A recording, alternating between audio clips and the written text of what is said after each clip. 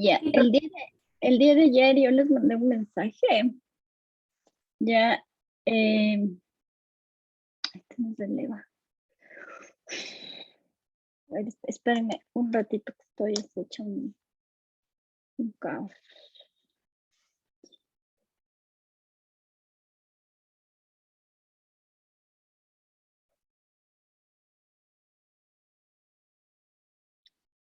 El día de ayer yo les mandé unas capturas de pantalla de un calendario que ya está en su aula virtual, ¿ya? Sí, se han fijado, ¿no es cierto? Ustedes aquí arriba tienen un calendario. En este calendario salen normalmente los eventos del curso, ¿ya? Entonces, con ustedes lo que cuadramos con sus profes es tratar de que los laboratorios sean en lo posible el mismo día o sean a día, o sea, en la misma semana, como les expliqué en la clase pasada. Entonces, en base a los grupos que me mandó Paulette, yo ya les he puesto aquí, por ejemplo, el lunes, que normalmente no tienen clases conmigo, sino con la profe de química. El grupo 1 va a tener el laboratorio presencial y antes de mi clase van a tener el laboratorio con la doctora, ay, ¿cómo se llama? Con Natalia, ¿ya? Con la doctora que les da morfo. Ya el martes del grupo 2 es la misma cosa, ya esa es la primera práctica presencial. Entonces, en esta semana yo quedé con Estefanía, con la profe de química, en cederle uno de los días que puede ser la segunda hora del martes o puede ser o puede ser las 2 horas del viernes para que ella recupere las 2 horas que va a perder aquí conmigo, ¿ya? Igual, en la semana del 27 de octubre no hay problema porque creo que no se les cruza con nada más. Ya, o asimismo creo que se cruza con química, entonces tenemos que intercambiar con ella. Y de ahí el último laboratorio van a tener en noviembre. Este sí, lamentablemente no pudimos ponerle en la misma semana, pero en un grupo sí tienen una sola semana y el otro grupo tiene en la otra semana, ¿ya? Entonces, para que se anoten estas fechas y ya no se les olvide, ¿ya? Entonces, con eso ya se pueden organizar más o menos con tiempo las personas que tienen que venir a Quito con bastante anticipación, ¿ya?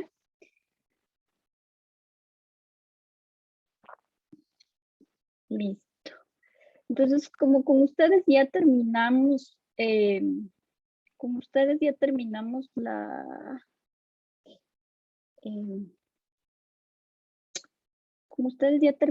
tercera unidad, ¿no es cierto? La segunda unidad, la de bases químicas de la vida.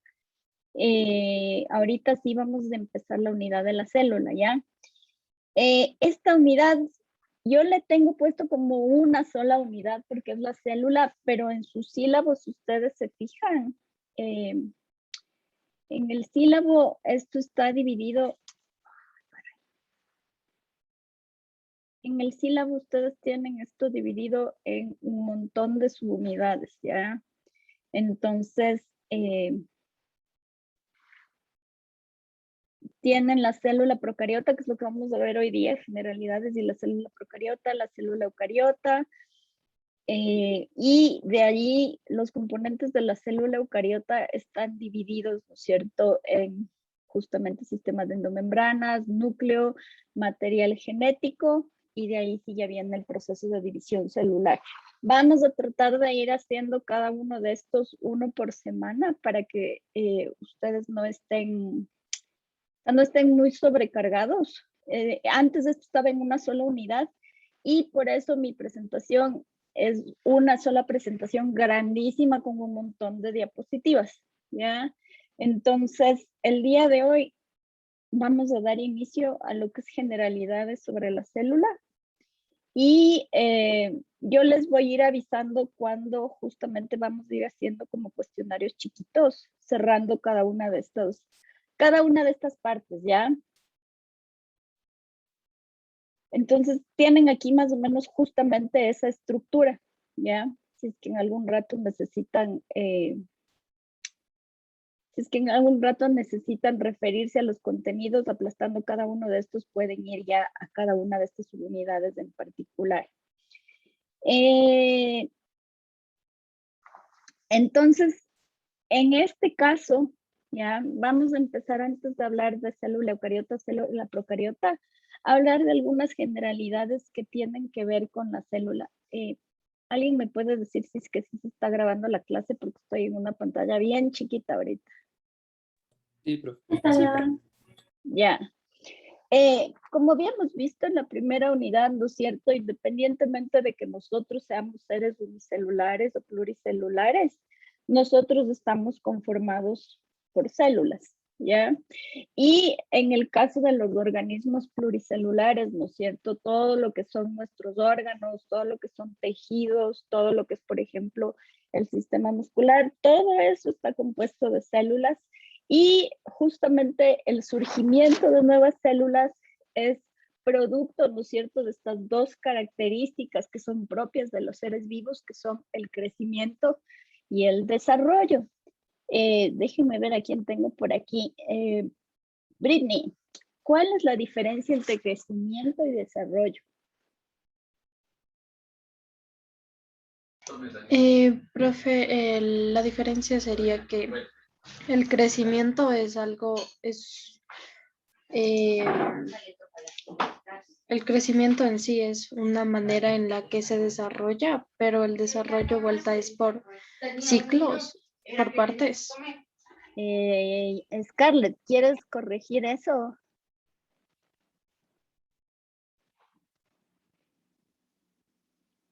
Querer no quiero, pero trata.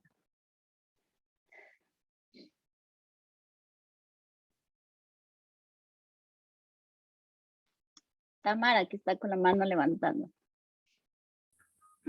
Ya, profe. En sí el crecimiento se da en sí por el metabolismo, que los organismos tenemos la capacidad como que digerir los alimentos, convertirlos en energía para así crecer.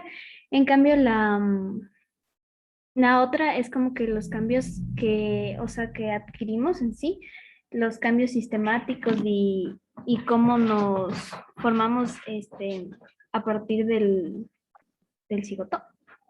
Sí, exacto. Roberto, ¿querías agregar algo más? ¿O tienes una duda? Ah, no, era lo mismo. Lo mismo ya, o sea, esto que agregaron sus compañeros es correcto. O sea, básicamente crecimiento tiene que ver con la asimilación de energía para aumentar materia, ¿no es cierto? Para aumentar volumen, para aumentar tamaño, para que las células se puedan dividir, eso a nivel celular, pero, ¿no es cierto?, a nivel del organismo provoca, ¿no es cierto?, justamente el aumento de talla, ¿ya? El desarrollo es justo lo que tienen ustedes en este grafiquito que les he vuelto a repetir, ¿no es cierto? Son los cambios sistemáticos que se van dando a partir de un cigoto que en un inicio es bastante similar, ¿no? ¿Se acuerdan que yo les mencioné esto en las primeras clases? Que los embriones de casi todos los vertebrados en un inicio se ven súper parecidos, y como se van activando diferentes genes a lo largo de las distintas etapas, es que van apareciendo estructuras diferentes que ya son especializadas, ¿no? Entonces, ese es el desarrollo. El desarrollo está controlado por los genes, ¿ya?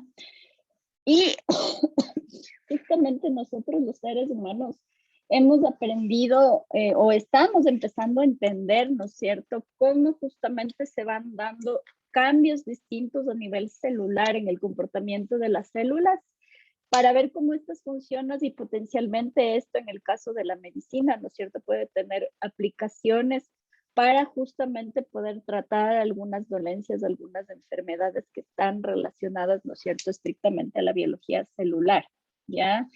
Y de hecho, yo solo les he puesto aquí como mención, ¿no es cierto?, que el estudio de las diferentes células que conforman el cuerpo trabaja con grupos de científicos que se dedican de manera súper específica a estudiar algunas células especializadas. Entonces, en ese sentido, por ejemplo, hay el proyecto de la célula humana. Es un proyecto súper interesante que está dedicado a, por ejemplo, mapear todos los distintos tipos de células que existen en el cuerpo, ver exactamente cómo funcionan, ver qué diferencias estructurales hay a nivel de componentes, ¿no es cierto?, de organelos dentro de cada una de las células, y justamente en base a esas diferencias, ¿no es cierto?, entender cómo hacen su metabolismo y cómo cumplen su función dentro del organismo para potencialmente tratar, ¿no es cierto?, eventualmente distintas enfermedades, ¿ya? Ya. Pero el estudio de las células es algo que ha tenido que irse haciendo de manera súper pausada a lo largo del tiempo y de hecho está estrechamente ligado al descubrimiento o la invención del microscopio. Ya existían algunos diferentes tipos de microscopios que se utilizaban, sobre todo en el campo de la ginecología, iba a decir, de la geología, para justamente investigar los distintos tipos de minerales, de cristales, ¿no es cierto? Hasta que finalmente, a finales del siglo XVII, Robert Hooke, de manera informal, ¿no es cierto?, inventó, si se puede decir, como un primer microscopio. Y este primer microscopio él lo utilizó para observar justamente células de corcho. Todos ustedes alguna vez han utilizado corcho, se han tomado un vino que tiene todavía las tapas de corcho, ¿no es cierto? El corcho es un tipo de tejido especial que existe solamente en algunas especies de árboles y de hecho es un tipo de tejido bien bonito porque tiene las células bien grandes. Entonces, en realidad, en este caso, Robert Hooke no necesitó utilizar un microscopio demasiado potente como para poder visualizar esas células, pero lo interesante es que aquí él les puso un primer nombre, les denominó células, porque le recordaban justamente a las celdas de un monasterio.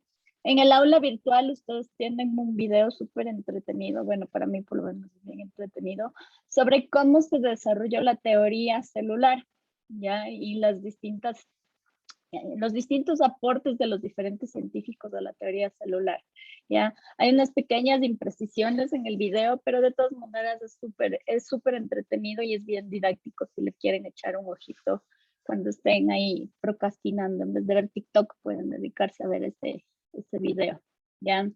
De ahí, el siguiente científico que hizo contribuciones súper grandes al desarrollo del microscopio y justamente a la observación de las células de Anton Leeuwenhoek, que fue un investigador neerlandés, y él observó distintos tipos de compuestos, ¿ya? Él observó desde sangre hasta esperma, también observó agua estancada, que es lo que ustedes van a hacer en el laboratorio cuando tengamos la primera práctica presencial, y él distinguió lo que él describió de manera súper detallada como animáculos, ¿ya?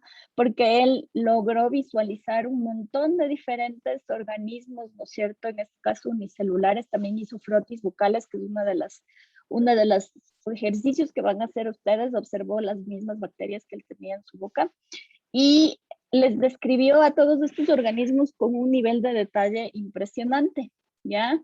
En esa época él perfeccionó el microscopio y logró ver en este caso un paramecio, como más o menos lo van a ver ustedes en el laboratorio utilizando un microscopio de contraste, ¿ya? El microscopio que ustedes van a utilizar en la práctica se llama microscopio de contraste porque básicamente lo que hace es tener, ¿no es cierto?, un juego de lentes asociado a los oculares.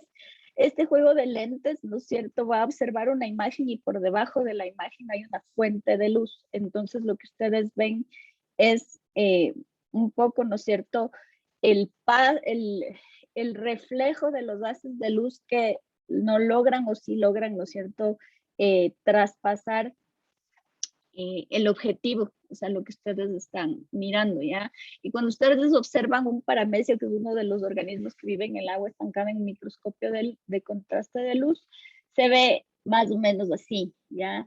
Ahora hay microscopios mucho más específicos, algunos utilizan distintas técnicas, como este de aquí, por ejemplo. Este es el mismo paramecio observado por un microscopio de contraste diferencial. Entonces, en este caso, por ejemplo, se ha aplicado una suerte de tinción y con distintas luces que maneja este tipo de microscopio en particular, ya se pueden diferenciar, ¿no es cierto? Aquí se ven solamente como sombras o como distintos puntos blancos, lo que aquí, por ejemplo, ya se ve, esto de aquí es la vacuola que tiene el paramecio, ¿no es cierto? Aquí tienen, ¿no es cierto?, como unos pequeños gránulos que de pronto pueden ser como lisosomas o algo así. Hay también, ¿no es cierto?, aquí un agujero y un tubito. Y eso, por ejemplo, no se puede ver en un microscopio de barrido de electrones, ¿ya? Los microscopios de barrido de electrones son microscopios que son súper, súper, súper potentes. Ustedes acuérdense del tamaño que tiene, ¿no es cierto? Un electrón es una subpartícula atómica. Y entonces en este caso lo que se hace, o bueno, al menos yo recuerdo, yo hice esto con granos de polen, no con paramecio. A las estructuras que uno quiere observar se les prepara, se les corta, por ejemplo, y entonces, una vez que están preparadas y cortadas, lo que se hace es utilizar metales pesados, ¿ya? Yo en el caso del polen utilicé una cobertura súper fina de oro, ¿ya? Entonces, lo que se hace es cubrir el objetivo, ¿no es cierto?, con metales pesados para justamente impedir el paso de los haces de electrones. Y entonces los electrones rebotan y producen la imagen, ¿ya?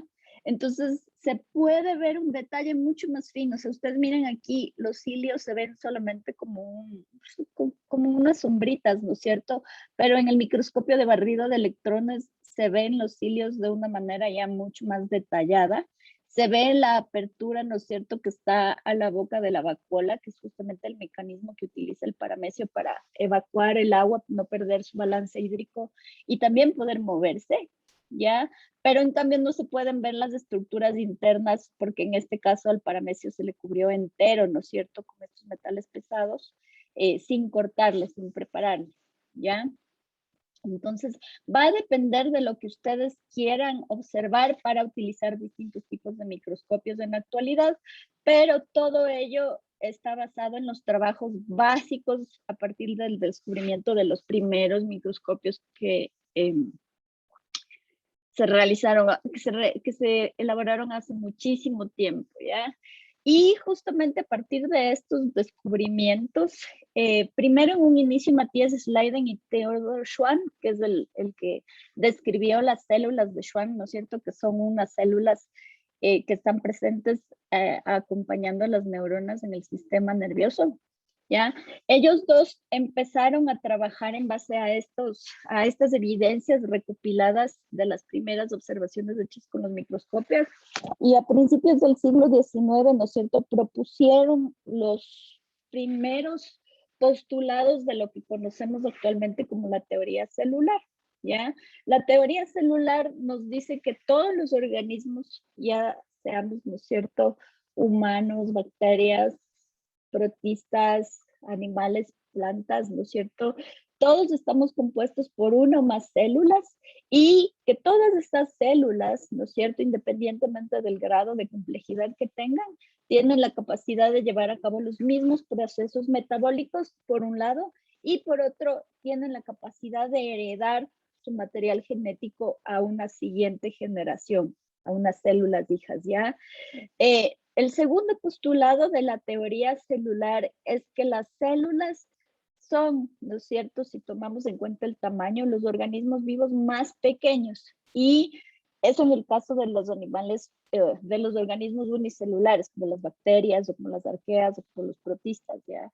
Pero en el caso de los animales pluricelulares o de los hongos o de las plantas o de hongos, plantas, animales, me falta uno. No, ahí estamos bien. En el caso, ¿no es cierto?, de los organismos pluricelulares, la célula es la unidad básica de organización de todos estos organismos, ¿ya? En lo que Schleiden y Schwann no estaban de acuerdo es en el último punto. Schwann sostenía que todas las células son capaces de surgir a partir de una célula previa que se dividió, ¿ya? Entonces tiene que haber una célula preexistente que pasa por un proceso que ahora sabemos que es el proceso de mitosis, ¿no es cierto?, para dar origen a células hijas, ¿ya?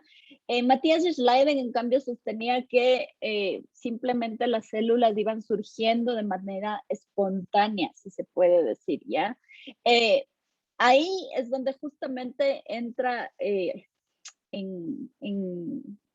entra en juego, ¿no es cierto?, el trabajo que hizo Rudolf Virchow, y él, con todas las evidencias que fue recogiendo por su lado, logró justamente aportar como más apoyo a lo que proponía Schwann, y justamente entonces los tres postulados que ahí se mantienen hasta ahora de la teoría celular son los que están aquí, que las células surgen a partir de la división de una célula preexistente, y por eso a Virchow se le atribuye a veces la autoría, ¿no es cierto?, de esta famosa teoría celular, pero en realidad está basada en los trabajos que ya habían hecho antes sus dos colaboradores, ¿ya? En la actualidad, ¿no es cierto?, sabemos que las células tienen una propiedad básica que es justamente el estar vivas, ¿no es cierto? Y aquí ustedes más adelante van a hacer un pequeño trabajito con relación a los virus, ¿ya? Lo que sabemos también es que nosotros tenemos ahorita ya la capacidad de obtener células de distintos organismos y hacer que estas puedan crecer y reproducirse de manera artificial en cultivo durante periodos extensos de tiempo, y eso nos ha permitido a nosotros desarrollar un montón de evidencias para justamente poder desarrollar mecanismos, ¿no es cierto?, de mejora o de tratamiento de algunas dolencias, ¿ya? Todo esto fue posible porque en un inicio, ¿no es cierto?, dos científicos, George y Martha Gray, más o menos por ahí por 1951, lograron aislar células a partir de un tumor que tenía una famosa paciente con cáncer, o sea, se volvió famosa por esto, se llamaba Henrietta Lacks, y entonces a partir de estos tumores, ellos aislaron estas células que se llaman células ELA, ¿ya? Entonces a estas células de ELA se le ha estudiado justamente, por ejemplo, para entender cuáles son los mecanismos que controlan el ciclo celular, qué es lo que se altera en el ciclo celular para que las células se vuelvan cancerígenas, cómo se comportan. Entonces, estas células en cultivo permitieron entender justamente el funcionamiento, ¿no es cierto?, de algunos procesos celulares, ¿ya? Eso como generalidades y un poco historia de cómo se descubrieron las células, ¿ya? Ahora, todas las células, independientemente de que sean eucariotes o procariotes, tienen unas propiedades básicas que son comunes a todas ellas, ¿ya? Independientemente del nivel de organización de los organismos, valga la redundancia, ¿no es cierto? Las células, ya sean eucariotes o procariotes, de todas maneras son estructuras bastante complejas y muy especializadas, ¿ya? En su interior tienen la capacidad de llevar a cabo procesos celulares relacionados a su metabolismo, ¿no es cierto?, que están regulados de una manera súper específica, ¿ya? Como ustedes vimos, ¿no es cierto?, que la regulación es una de las características de los seres vivos. Entonces, por ejemplo, se puede regular el nivel de pH que tiene que tener la sangre, el nivel de pH que tiene que tener el estómago, la cantidad de calcio que tiene que estar presente en la sangre. Hay varios procesos que están regulados y que justamente son derivados de el metabolismo de distintas células, ¿ya? ¿Cómo es que se puede lograr que todos estos procesos estén controlados y que las células puedan especializarse? Todas las células comparten algunas estructuras básicas, como son la membrana, como son el citoplasma, el material genético, los ribosomas. Pero de ahí, ¿no es cierto?, tenemos distintos tipos de células en el organismo. Ustedes tienen aquí ilustrado, por ejemplo, estas de aquí creo que son células pulmonares, y estas de aquí en cambio son células del epitelio del intestino, ¿ya? Estos dos tipos distintos de células van a tener estructuras ligeramente diferentes que les van a permitir llevar a cabo su función específica en el organismo, ¿ya? Pero de todas maneras tienen algunas estructuras que comparten y que han sido conservadas a lo largo de la evolución, como son justamente, por ejemplo, las mitocondrias, como es el retículo endoplasmático, el aparato de Golgi, el núcleo, ¿ya? Y a partir de eso, ¿no es cierto?, lo que va a ir cambiando, por ejemplo, es la extensión que va a tener el retículo endoplasmático. Las células hepáticas, por ejemplo, tienen una mayor cantidad de retículo endoplasmático liso porque eso les ayuda a cumplir su función. Las células musculares tienen un número mayor de mitocondrias, por ejemplo, para poder obtener energía, y también tienen un retículo extendido para almacenar calcio, que es lo que justamente permite, ¿no es cierto?, la contracción muscular. Entonces van a haber variaciones en cuanto a tamaño, en cuanto a abundancia, pero por ejemplo, son las mismas estructuras que están conformando las células, ¿ya? Otra característica en común que tienen las células es que todas tienen, ¿no es cierto?, material genético. Este material genético se convierte más o menos como un software, ¿no es cierto?, como un plano genético que pueden ir utilizando, ¿no es cierto?, de manera selectiva, ¿ya? Entonces, dentro de cada uno de los cromosomas que están presentes en las células, vamos a encontrar, ¿no es cierto?, genes específicos que codifican para justamente la síntesis de proteínas. Esto es lo que conocemos como el dogma central en la biología, ¿no es cierto?, que a partir de genes tenemos proteínas, ¿ya? Entonces, esta información, este material genético va a estar empacado en el momento de la división celular formando cromosomas, ¿no es cierto? Y entonces estos genes tienen la capacidad de irse expresando en momentos específicos, no solamente de la vida de las células, sino de la vida del organismo. Acuérdense que, por ejemplo, el desarrollo es un proceso que está controlado por los genes, ¿ya? Entonces, en el caso de los seres humanos, nosotros vamos a tener genes que están activos solamente durante la infancia. Después van a haber genes que se van a activar en la época de la pubertad para justamente dar origen a los caracteres sexuales. Después, algunos de estos genes, por ejemplo, en el caso de las mujeres, se van a inactivar y entonces empieza el proceso de menopausia y así sucesivamente, ¿ya? Entonces, estos genes tienen la capacidad de tener información que codifica para ciertos procesos o actividades celulares de manera controlada y pueden ir variando. Y como ustedes vieron en el video como ustedes vimos, ¿no es cierto?, el video de la anemia drepanocítica o falciforme, ¿no es cierto? Cuando hay cambios, cuando hay mutaciones en algunos de estos genes, se producen distintas variaciones, ¿no es cierto?, entre los individuos de una misma o de distintas poblaciones. Por eso es que, por ejemplo, el gen de la anemia drepanocítica es un gen que es específico, que está más ampliamente distribuido en las poblaciones afrodescendientes, ¿no es cierto? Ya sea que estas vivan en África o que hayan migrado hacia otros lugares del globo terrestre, ¿no es cierto?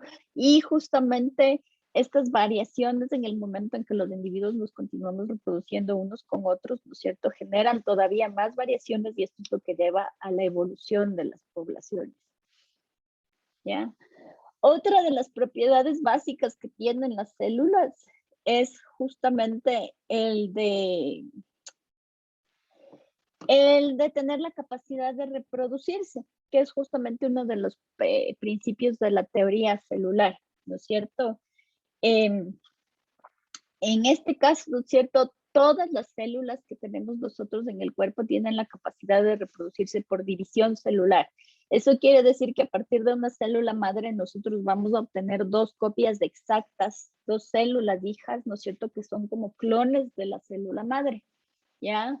Esto ocurre por el proceso de mitosis. Ahora, para que esto pueda ocurrir, está implícito el hecho de que el material genético se tiene que duplicar, ¿no es cierto? Se tiene que clonar para que cada una de las células hijas herede, ¿no es cierto?, la mitad de este material genético, ¿ya? Y entonces, ahí es que nosotros obtenemos dos células exactamente iguales. La única diferencia que nosotros vamos a encontrar, o en la única excepción que nosotros vamos a encontrar a este proceso, son justamente lo que ocurre en las células que van a dar origen a los gametos, ¿ya? En el caso de los gametos masculinos, no hay mayores diferencias, o sea, cuando las células madre que producen los espermatozoides se van a dividir, ¿no es cierto? Producen células hijas que en apariencia son exactamente iguales, solo que tienen la mitad del material genético, pero en los ovocitos, ¿no es cierto? Ahí sí hay diferencias, ¿ya? En el momento en que un ovocito entra en el proceso de meiosis, ¿no es cierto? Sí hay una división desigual, ¿ya? Las células hijas que se obtienen en una de las dos divisiones no son del mismo tamaño y entonces una de ellas se va a diferenciar, ¿no es cierto? Y va a producir una célula más pequeñita, que en este caso es la que va a constituir el cuerpo polar, ¿ya? Esta va a cumplir otras funciones, ya van a ver ustedes esto en morfofunción, ¿no es cierto? Pero esta diferencia en tamaño tiene consecuencias también en la función que van a cumplir dentro de justamente el ciclo reproductivo de las mujeres. ¿Ya? Las células tienen una propiedad adicional y es que tienen justamente, como decía Tamara, ¿no es cierto?, la capacidad de adquirir energía y de utilizarla para llevar a cabo su metabolismo, ¿ya?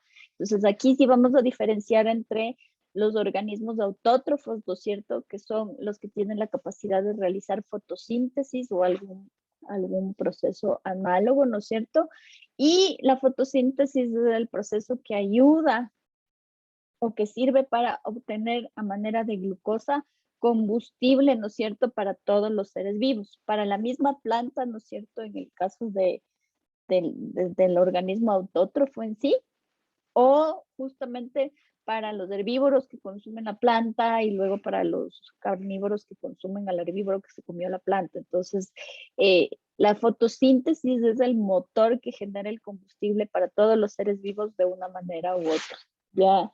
Y en el caso de las células animales, ¿no es cierto? Y en el caso de las células vegetales también, en las mitocondrias, esta glucosa, ¿no es cierto?, luego de que es convertida en piruvato por el proceso de glucólisis, se transforma en ATP, en el adenosín trifosfato, que es la molécula energética por excelencia en las células, como vimos en la unidad pasada. Bien. Las células, ¿no es cierto?, tienen todas un metabolismo. Este metabolismo, ¿no es cierto?, es la combinación de varias reacciones químicas o actividades mecánicas, ¿no es cierto?, que les convierten básicamente como en pequeñas fábricas, ¿no es cierto?, como pequeñas plantas químicas, pero súper chiquititas, ¿ya? Incluso en las bacterias, que son los seres más simples, si se puede decir, hay por lo menos 100 diferentes reacciones que conforman el metabolismo bacteriano, ¿ya? Y todos o la gran mayoría de estas reacciones que se dan dentro de las células están estrechamente relacionadas a enzimas, ¿ya? Las enzimas son justamente un tipo específico de qué macromoléculas, Miguel, ¿te acuerdas? Estás muteado. Perdón, profe, ¿puede repetirme? No lo escuché. ¿Qué tipo de macromoléculas son las enzimas? ¿Te acuerdas? Proteínas. Son proteínas, ¿no es cierto? Y en este caso son unas proteínas específicas para aumentar la tasa de las reacciones del metabolismo, ¿ya? Pueden aumentar la tasa de reacciones, de las reacciones del metabolismo de dos maneras. La una es justamente acelerando la velocidad de las reacciones, bajando el nivel que se requiere para que las reacciones se desencadenen. Y la otra es que mientras más complejos somos los seres humanos, las enzimas también se vuelven más complejas. Entonces va a haber algunos casos en los que algunas enzimas tienen combinaciones de, yo les hablé de que la hemoglobina tenía 4 cadenas de polipéptidos, ¿no es cierto? Pero nosotros tenemos en nuestro metabolismo enzimas que tienen hasta como 60 subunidades, 60 cadenas proteicas, ya, y cada una de estas subunidades cumple una función en particular. Entonces, las enzimas lo que hacen es ir organizando alrededor de la estructura de la enzima todas las reacciones que son parte de una vía metabólica, ¿ya? Entonces, estas vías metabólicas se vuelven como maneras muy organizadas y controladas de llevar a cabo distintos procesos, haciéndole a la célula más eficiente, ¿ya?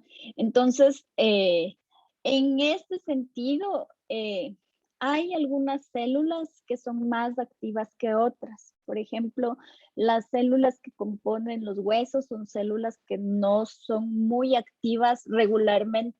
En los niños, por ejemplo, los niños tienen estos brotes de crecimiento que son chistosísimos. O sea, los niños de pronto un día se levantan y empiezan a tragar como animales, literalmente. Y de un día para el otro crecen, pero uno les puede ver crecer en una semana. Si cogen y en una semana se estiraron y crecen un montón, ¿ya? Y después ya no crecen más un tiempo y otra vez les vuelve a pasar lo mismo. Ustedes probablemente siguen dentro de ese proceso, ¿ya? Pero yo con mi hija le veo y es chistosísimo, ¿ya? Entonces, en ese sentido, hay células que no son muy activas, pero en cambio, por ejemplo, todas sus células musculares, ahorita sus neuronas deben estar trabajando a 1000, ¿no es cierto? Ahí tratando de, entre que whatsappean por internet, se matan de la risa y al mismo tiempo están tratando de oír, o sea, está el cerebro así que ya no da más, ¿no es cierto? Las neuronas están funcionando a 1000, ¿ya? Entonces, hay células en el cuerpo, en cambio, que en contraste están súper activas, ¿ya? Entonces, en esas células todo el tiempo, ¿no es cierto? Hay transporte de materiales, hay ingestión de energía, hay eliminación de desechos metabólicos, también incluso cuando ustedes, por ejemplo, entran en procesos de división celular activos, ya ustedes están constantemente armando y desarmando las estructuras al interior de su célula. Eso es lo que pasa, por ejemplo, con las fibras musculares del el rato de moverse, ¿no es cierto? Hay un montón de proteínas que empiezan a ensamblarse y desensamblarse para justamente desencadenar los movimientos. Eso pasa, por ejemplo, en los procesos de mitosis también, ¿no es cierto? Que el citoesqueleto se desensambla completamente, forma el uso mitótico, se divide la célula, se desarma el uso mitótico y vuelve a armar el citoesqueleto. Entonces, las células están todo el tiempo súper activas, ¿ya? Entonces, todo esto está ligado sobre todo al trabajo de las proteínas dentro de las células, ¿ya? Las proteínas, aparte de los ácidos nucleicos, son un poco como las macromoléculas que están todo el tiempo activísimas haciendo distintos procesos dentro de las células, ¿ya? Habíamos visto que una de las características de los seres vivos era la sensitividad, ¿ya? Y eso quería decir que los seres vivos tenían la capacidad de responder a estímulos. Yo les puse una preguntita en el cuestionario, ¿te acuerdas, Josué? Que tenían que responder verdadero o falso, ¿ya? La sensitividad implicaba que los organismos respondían a estímulos, pero ¿esta respuesta es general o es específica en los seres vivos? Es general. Más bien no. Justamente, o sea, los diferentes organismos pueden contestar de manera específica al mismo estímulo, ¿ya?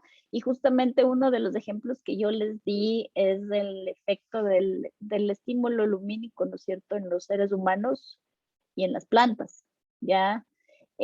Tanto los seres humanos como las plantas tenemos la capacidad de responder a la intensidad de la luz, ¿ya?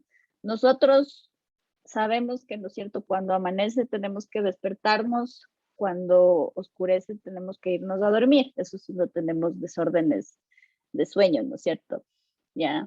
En las plantas, en cambio, el mismo estímulo lumínico lo que hace, por ejemplo, es apagar las reacciones de la fotosíntesis que están relacionadas a la luz. Cuando no hay luz, no se dan las fases claras de la fotosíntesis y en cambio las fases independientes de la luz de la fotosíntesis ocurren todo el tiempo. Esas son las fases de asimilación justamente del CO2, del carbono, para formar glucosa. ¿Ya? En este caso, esta respuesta a los estímulos no se da únicamente a nivel de organismo, sino que también se da a nivel celular, ¿ya? Entonces, a nivel celular, tanto las células vegetales como las células animales, tenemos en nuestra membrana celular, ¿no es cierto?, receptores que tienen la capacidad de interactuar con el ambiente. Pueden interactuar ya sea de manera mecánica o pueden interactuar ya sea recibiendo mensajeros celulares, ¿ya? Yo les había hablado del AMP cíclico en la unidad pasada, pero justamente, por ejemplo, también les había hablado de los lípidos derivados del colesterol, de las hormonas, ¿no es cierto? Los estrógenos, la testosterona, o les había hablado de algunas proteínas como los anticuerpos o la hormona del sueño, ¿no es cierto? Todos estos compuestos químicos que son mensajeros celulares, factores de crecimiento, ¿no es cierto?, van a interactuar con estos receptores que están presentes en la membrana celular y desencadenar respuestas dentro de las células. Yo les he puesto aquí el ejemplito, ¿no es cierto? Aquí está una planta que se llama mimosa púdica, ¿ya? Esta es la famosa sensitiva que cuando se le topa, pliega las hojitas y las hojitas se quedan así dobladas y esto es como una defensa de esta planta contra los herbívoros, ¿ya? Esto se da porque justo en la base de las hojas aquí hay unas células que tienen justamente receptores en la membrana. Lo que va a ocurrir es que en estas células en específico, ¿no es cierto?, cuando se detecta movimiento, hay unos sensores mecánicos que lo que hacen es activar unas bombas de calcio y de potasio, y entonces lo que hacen es mover, ¿no es cierto?, los iones de dentro hacia afuera de las células. En ese caso, entonces, los iones, ¿no es cierto?, lo que hacen es cambiar el balance hídrico de esas células. Las células colapsan, las células se encogen y entonces la planta es como que se dobla, ¿ya? En los seres humanos funciona más o menos así. Cuando a nosotros alguien nos coge el brazo, ¿no es cierto?, se activan los mecanorreceptores que tenemos a nivel de la piel, ¿no es cierto? Esos receptores mandan un mensaje ¿no es cierto?, químico a través del sistema nervioso y nosotros, por ejemplo, podemos reaccionar con un golpe o si es que nos agarramos del brazo en una puerta, ¿no es cierto?, quitar el brazo. Entonces hay distintas respuestas que se pueden desencadenar a nivel celular frente a los estímulos, ¿ya? Otra de las propiedades básicas que tienen las células es que tienen la capacidad de autorregularse y esto está relacionado estrechamente con el tema del desarrollo, ¿ya? Pero también tienen mucho que ver con el tema de la regulación y de la homeostasis, ¿ya? Eso quiere decir que en realidad las células del cuerpo son bastante resilientes, son robustas, ¿ya? Y en este sentido están, si se quiere decir, como protegidas de cambios que pueden haber en el ambiente en cuanto a composición del medio, pero también en cuanto a comportamiento, ¿ya? Entonces, ahí es donde entran a jugar un papel importante todos estos temas de retroalimentación. Puede haber retroalimentación positiva, puede haber retroalimentación negativa. ¿Alguien ha oído hablar de estos términos? ¿Alguien conoce, por ejemplo, un proceso que sea un proceso de retroalimentación positiva en los seres humanos?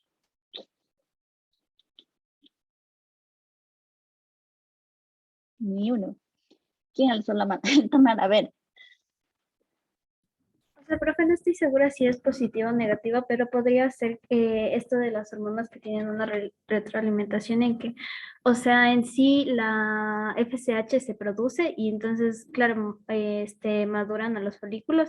Entonces llega un punto en como que ya tenemos un cierto grado de estrógenos ya, ya programados, entonces es como que esos estrógenos le dan la retroalimentación a la FSH para que, o sea, deje de producir porque ya alcanzó como decir su objetivo. Ya, sí, más o menos la idea es de esa, o sea, cuando hay retroalimentación positiva, se desencadenan procesos que no tienen vuelta, más o menos, ¿ya? Entonces, justamente todo el proceso de hormonas relacionadas con la pubertad es algo que no tiene manera de devolverse, o sea, ustedes no pueden, a menos que entren dentro de un tratamiento hormonal porque deciden hacer otra cosa con su vida, pero una vez que se desencadena la pubertad, ¿no es cierto? El desarrollo de caracteres sexuales, el desarrollo del ciclo reproductivo es algo irreversible, son cambios que no tienen cómo devolverse. Pasa lo mismo con el parto, por ejemplo. Una vez que el parto empieza, ¿no es cierto? Y es inducido por la producción de oxitocina, es como una bola de nieve, ¿ya? El mensaje que sigue recibiendo el cuerpo es que a mayor oxitocina hay un incremento en la frecuencia de las contracciones que llevan a justamente el proceso de expulsión del feto del organismo, ¿no es cierto? Pero en cambio en los procesos de retroalimentación negativa, ¿no es cierto? Hay un momento en que la retroalimentación puede controlar que las reacciones sigan ocurriendo o que uno pueda volver a un estado basal, a un estado inicial. Eso es, por ejemplo, lo que ocurre con la regulación de la glucosa, con la regulación del calcio y esas cosas, ¿no es cierto?, que, de las que ya habíamos hablado, ¿ya? Entonces, en el caso de todas las células, hay diferentes circuitos de retroalimentación que les ayudan a las células a mantenerse en un estado de equilibrio, ¿ya? Y esto fue justamente evidenciado con unos experimentos que hizo Hans Driech con justamente embriones de erizo de mar, ¿ya? Entonces, en este caso, lo que ustedes tienen a la izquierda es cómo se da el desarrollo normal de un erizo de mar. Entonces, a partir de la formación del cigoto, ¿no es cierto? Esta primera célula va pasando por las primeras divisiones celulares, ¿no es cierto?, propias del desarrollo y finalmente, ¿no es cierto?, estas células mediante los procesos de regulación, de control, se van diferenciando para justamente dar a origen a un erizo de mar, ¿ya?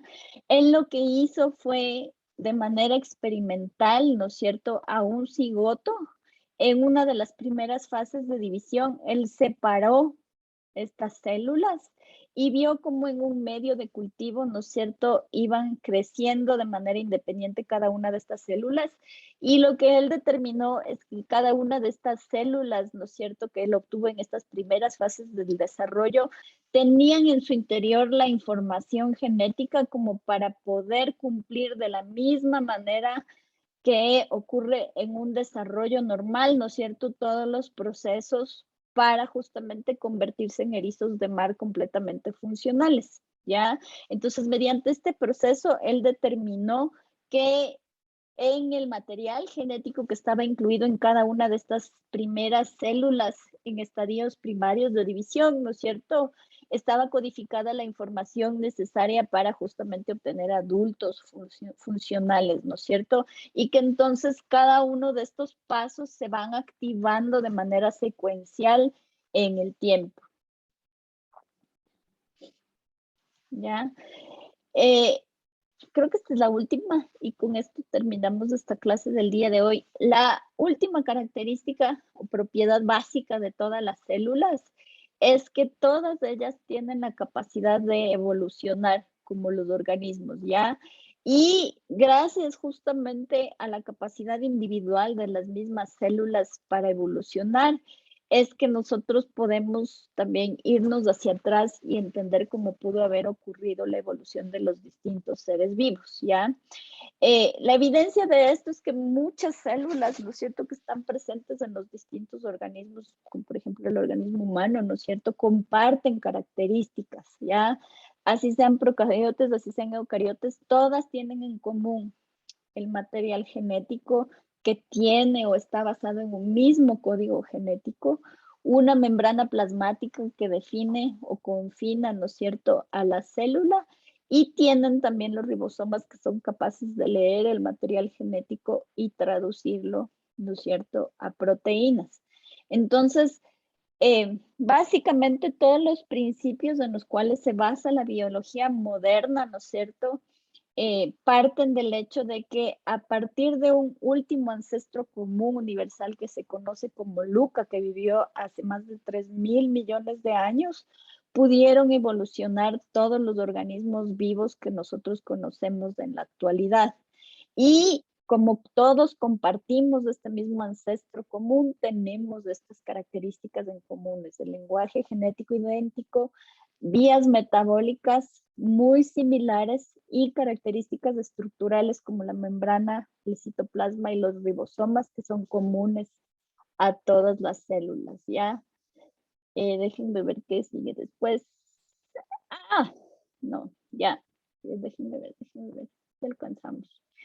Con esto terminamos, ¿ya?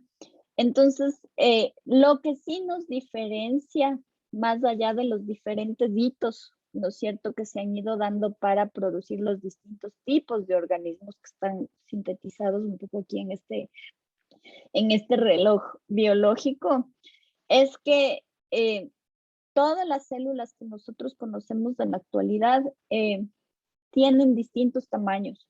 Y los diferentes tamaños están relacionados de manera súper estrecha a la función que van a cumplir. Ya, normalmente cuando estamos trabajando con células, y eso van a ver ustedes en la práctica de laboratorio, ¿no es cierto?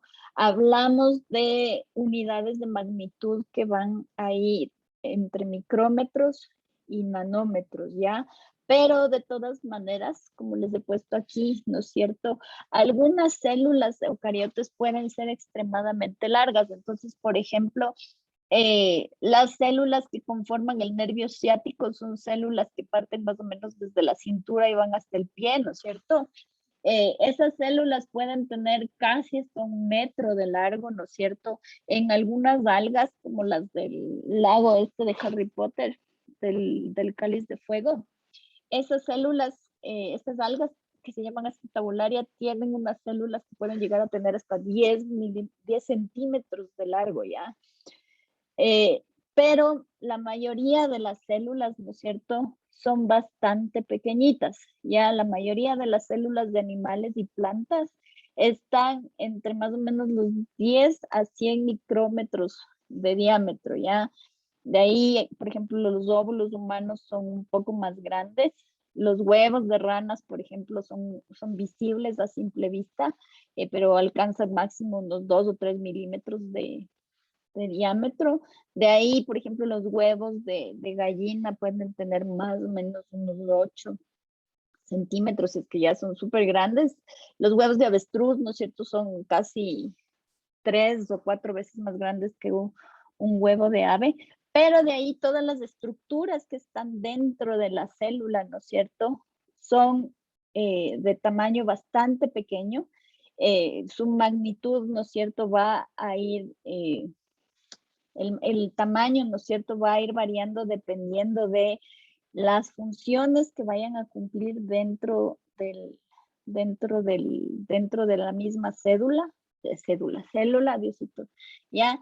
Y lo que vimos, ¿no es cierto?, cuando estuvimos hablando del origen de los seres vivos y de la multicelularidad, es que el tamaño de la célula es una dimensión que está limitada justamente por la relación superficie-volumen, que es la que permite, ¿no es cierto?, el intercambio de materia entre el citoplasma y el medio exterior, ¿ya? También el tamaño de las células, en este caso, va a estar limitado por la cantidad de material genético que puede estar incluido dentro de la célula, ¿ya? Y por la distancia que tienen que viajar las distintas sustancias que están presentes dentro de la célula. Entonces, con esto nos vamos a quedar ahí el día de hoy y continuamos con ustedes. Dime, Tamara. Sí, profe, yo quería hablar con usted un rato. Ya después de clases. Sí, Ya, no hay problema. Necesito que me hagan acuerdo de una cosa. Con ustedes el día martes, ¿no es cierto? A la segunda hora que correspondería al laboratorio, vamos a dar prueba, ¿no es cierto?, de la unidad 2 y hacer ese cuestionario opcional, si es que ustedes quieren, sobre la unidad 1, ¿ya? Y de ahí, ¿cuándo tienen ustedes en teoría los exámenes integrales? ¿Ya les dijeron?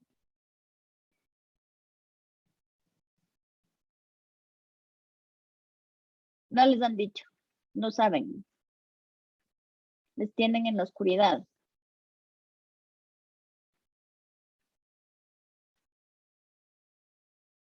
Listo. Bueno, según eso vamos viendo cómo vamos avanzando y vemos si es que avanzamos a dar en la semana de los exámenes integrales una tercera prueba así chiquitita, ¿ya? Para poder sumar tres pruebas. Entonces, con eso acabamos la clase de hoy.